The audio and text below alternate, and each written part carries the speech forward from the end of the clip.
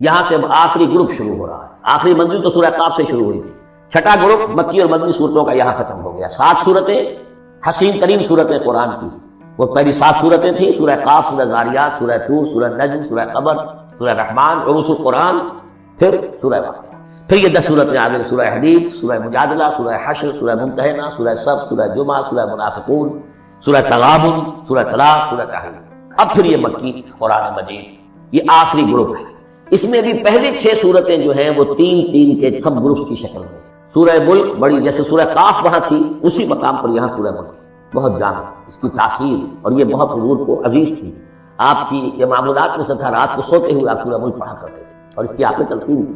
بسم اللہ الرحمن الرحیم. تبارک الذی بیدہ الملک وہو علی کل شیء قدیر. بڑی بابرکت ہے وہ ہستی جس کے ہاتھ میں ہے بادشاہی، راج اس کا ہے. یہ ہے دین کا سیاسی پہلو. پوری کائنات پر اس کا راج چل رہا ہے. دنیا میں بغاوت ہے. کیوں ہے؟ وہ اپنے ایمان کے دعوے داروں کا امتحان لینا چاہتا ہے بس. ورنہ سورج، چاند، گیلیکسیز، پوری کائنات اور خود ہمارے جسم کا ایک ایک ذرہ اس کے قانون کا پابند ہے، تابع ہے. ہمارا جسم ہمارے اختیار میں کہاں ہے؟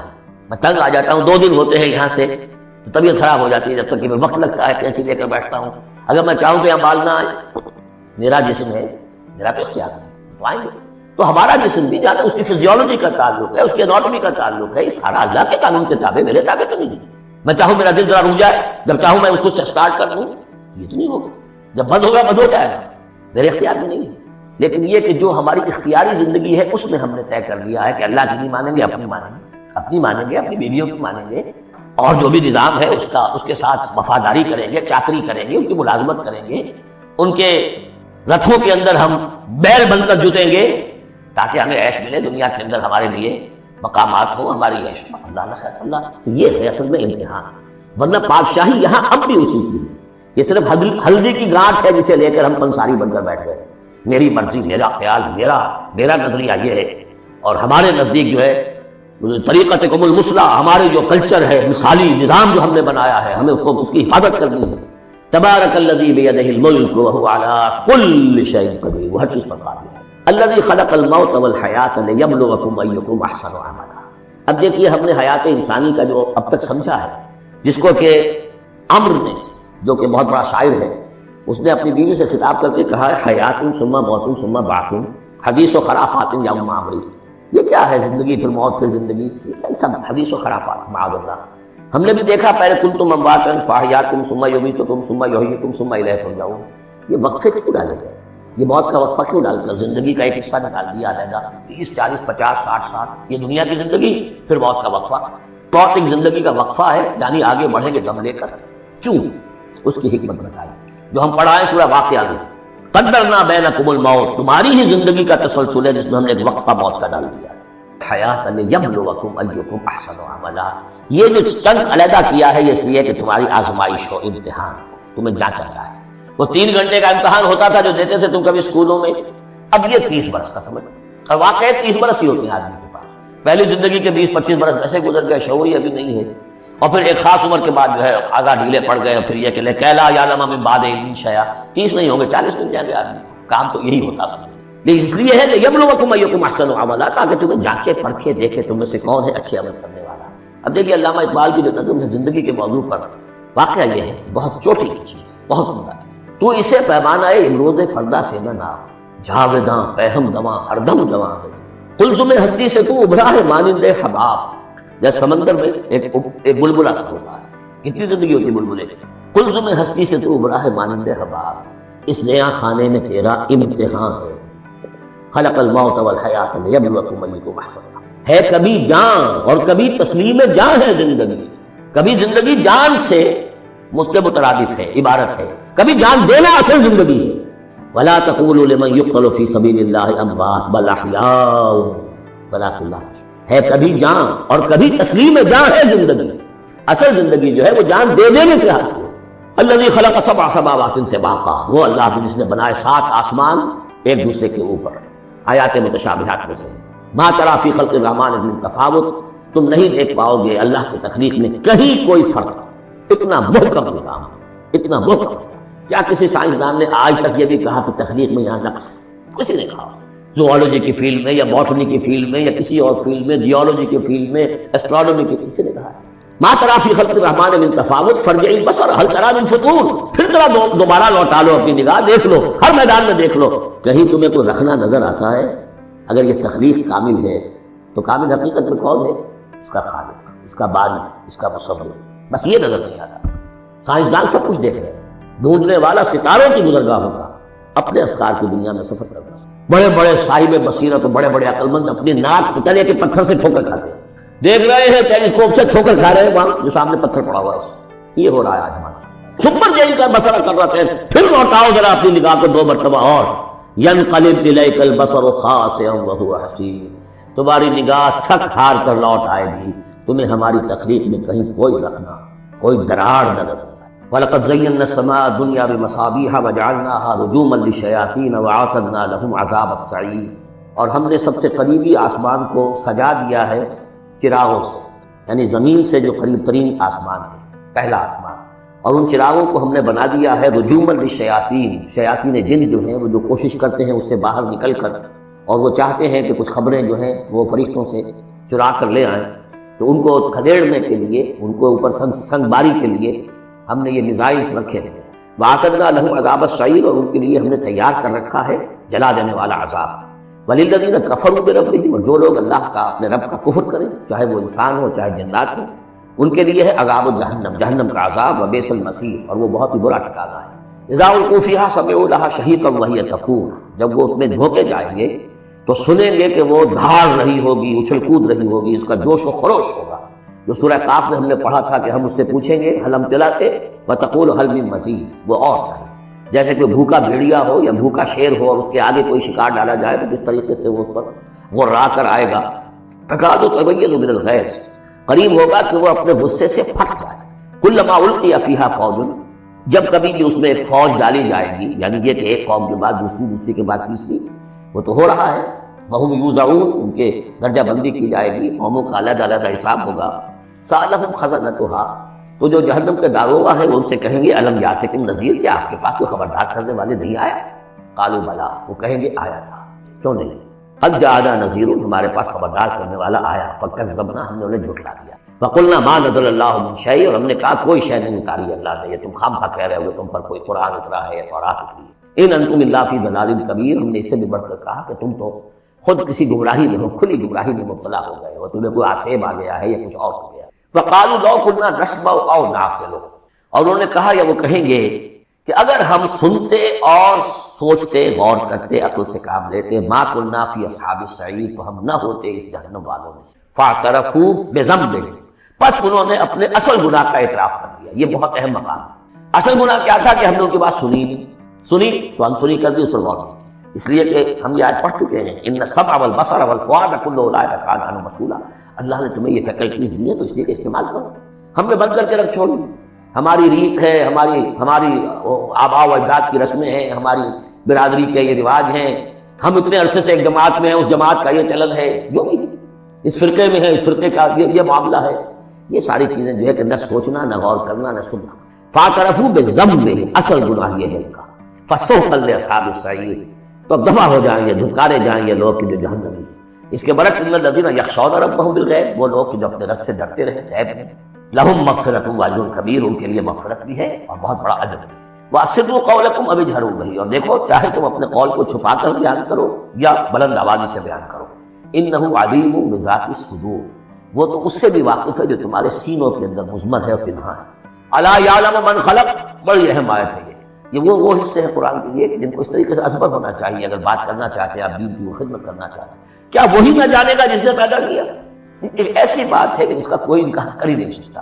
گھڑی بنانے والے کو تو معلوم ہے میں نے اس میں کیا کیا پرزے رکھے ہوئے، مجھے نہیں معلوم، میں اس کا استعمال تو کر رہا ہوں، مجھے بتا دیا یہ بٹن دبا دیں یہ آن ہو جائے گا، لیکن یہ کہ جس نے بنایا ہے کیا اس سے چھپی ہوئی کوئی چیز ہے؟ الا یعلم من خلق وهو اللطیف الخبیر، اور وہ تو بہت باریک بین ہے، ہر شے کی خبر رکھتا ہے۔ هو الذی جعل لكم الارض ذلولا، اسی نے تمہارے لیے زمین کو بنا دیا ہے پست، تابع حکم، تمہارے قدموں میں بچھی ہوئی ہے زمین، جتنا چاہتے ہو اس کو تو رونتے ہو، پامال کرتے ہو۔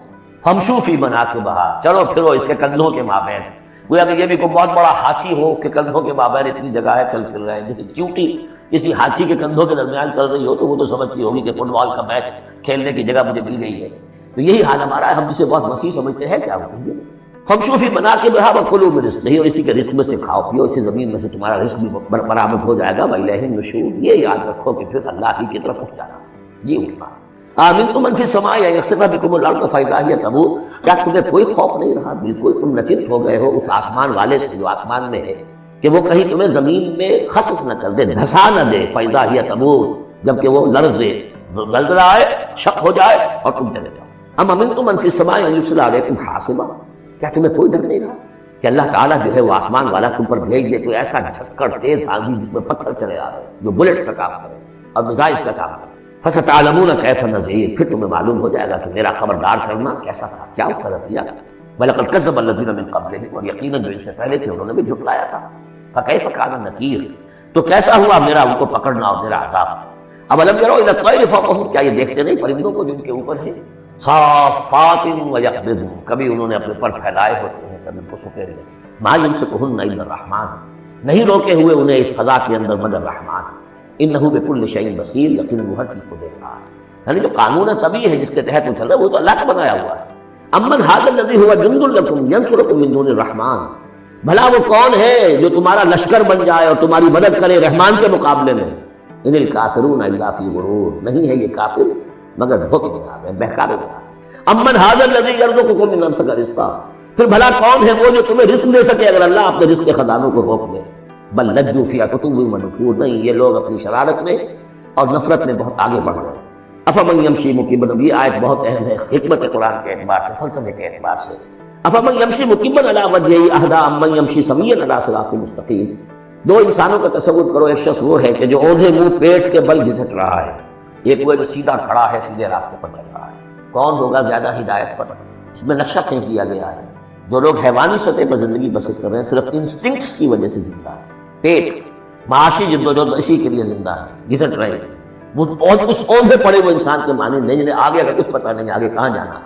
وہ تو ان کے انسٹنکٹس انہیں چلا رہے ہیں، بالکل اینیمل لیول کے اوپر زندگی گزار رہے ہیں. اوندھے منہ، انہیں کیا نظر آئے گا راستہ کون سا ہے کدھر جانا ہے. ایک شخص کھڑا ہے سیدھا، اپنی منزل اس نے معین کر رہی ہے. یہ بالکل وہی فلسفہ ہے جو سورہ حج میں آ چکا ہے. انسان حقیقت میں وہی انسان ہے جس نے اپنا کوئی آدرش، کوئی نصب العین، کوئی مقصد، کوئی آئیڈیل زندگی میں بغیر کسی نصب العین زندگی گزار رہا ہے. اینیمل اولئک کالانعام بل ھم اضل، حیوانات جو ہیں یہ چوپائے، ان کی زندگی کا کوئی مقصد نہیں ہے. وہ تو اللہ نے ہمارے کام کے لیے پیدا کر دیا. آپ ان کاٹیں گوشت کھائیں اور ان کی چمڑوں سے جوتیاں بنائیں اور جی رہے ہیں وہ خالص انسٹنکٹ کے اوپر. ان کی جبلت ہے، صرف جبلت کے تحت ہے. انسان صرف حیوان نہیں ہے، اس میں کچھ اور اس کے لیے کوئی آئیڈیل ہے. ضعف الطالب والمطلوب، جتنا اونچا آئیڈیل ہوگا اتنا ہی اونچا انسان جائے گا. لیکن جس کا کوئی سرے سے آئیڈیل نہیں وہ نرا حیوان. آخر چوپائے بھی تو اسی طرح چلتے ہیں. افمن یمشی مکبا علی وجہہ اہدی امن یمشی سویا علی صراط مستقیم، سیدھا راستہ اور اس کی منزل معین ہے، مجھے ادھر جانا ہے. دنیا میں ہماری منزل اقامت دین، حقیقت میں زندگی کی منزل آخرت، رضائے الہی کا حصول.